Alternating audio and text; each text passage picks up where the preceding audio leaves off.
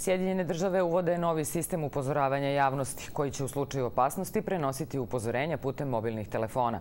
Sistem se najpre uvodi u Njujorku i Vašingtonu, a u celoj zemlji će proraditi do aprila iduće godine.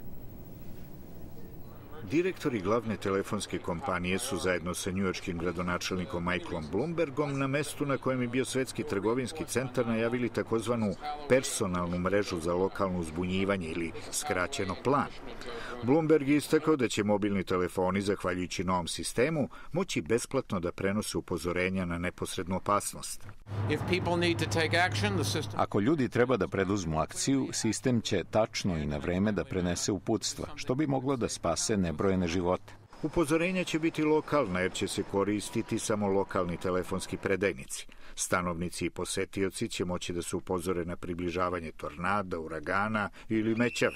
Ako se radi o opasnosti od terorizma u gradu, svi na području će moći da budu upozoreni i upućeni šta da rade.